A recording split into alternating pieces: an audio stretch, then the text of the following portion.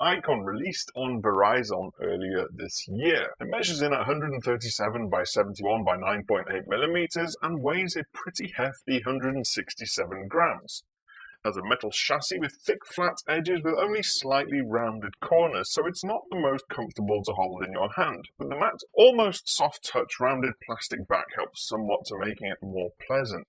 Aesthetically, it's one of the most attractive industrial designs on the market. The front is one glossy black surface that tapers towards the edges, and the metal frame is stunningly clean, and the polycarbonate rear shell adds a splash of life. That is, of course, if you go for one of the brighter colours. It's also available in black and white if you don't want to have neon green or orange on the back of your phone. Simply put, it's the best looking Windows phone ever made. Buttons on the right hand edge are easy to reach, and it's great to see a dedicated camera shutter button because it makes accessing the camera and taking pictures much easier and more convenient. Now we get onto the display. It's a 5-inch 1080 by 1920 resolution AMOLED screen. Pixel density is 441 pixels per inch, so it is a pretty good display. It's sharp, it renders animation smoothly, and produces really vibrant colors. Text and images and video are clear, but as soon as you turn it to a different angle, it goes pear-shaped. It's become noticeably blue, and it affects the color accuracy of everything.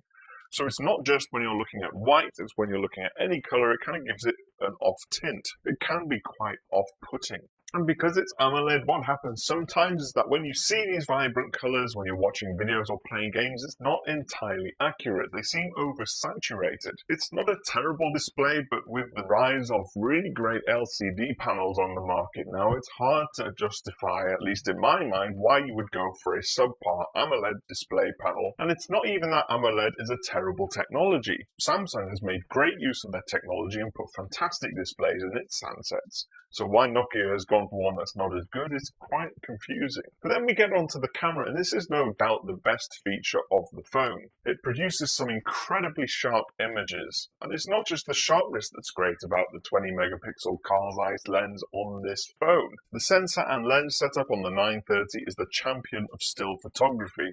It's not just detail that's good, colours and gradients are natural, it produces very little noise even in low light, and it can also record 1080p video. Results aren't quite as good as most of the flagships on the video front, but if you're looking for a phone that's got a fantastic camera just for taking still photographs, then really you should look no further than the Lumia 930. And the phone performs well too.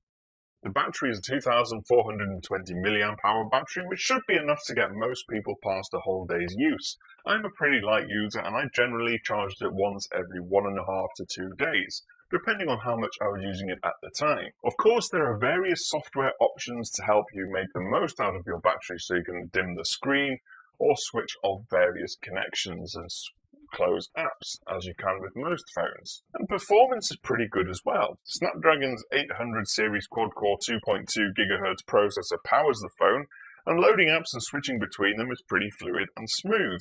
But it doesn't render absolutely every detail quickly. It does depend very much on an app-by-app basis, but in terms of web pages, it's incredibly fast, one of the fastest I've used to date. Some apps can be sluggish, but I'll put that down to third-party app development because most of the apps that are actually built into the phone load fairly quickly. A lot of this is helped by the fact that it's built in with the latest Wi-Fi and LTE technologies. We get onto one of the biggest talking points of the phone, which is Windows Phone 8.1. It's the latest operating system by Microsoft, and it's undoubtedly one of the best versions available so far.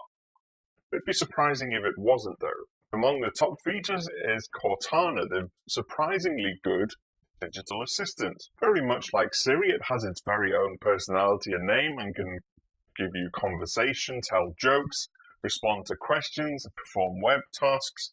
And what's great about Cortana is that it makes the use of everything that it knows about you to make it a better service. So it'll know what kind of sports and what kind of work you do, where you live, and it can change its suggestions and grow over time and become better suited to you the more that you use it. The fact that you can set contextual reminders, for instance, setting a reminder to tell you to tell something next time you phone them, is fantastic. And of course, Windows Phone 8.1 comes with the new Action Center, which is the drop-down notification center where you can change some quick settings, but also access your notifications more easily. And you can also now set wallpapers behind your live tiles, so you no longer have to have a solid color. To wrap it up, the Nokia Lumia 930 is undoubtedly one of the best Windows phones ever made.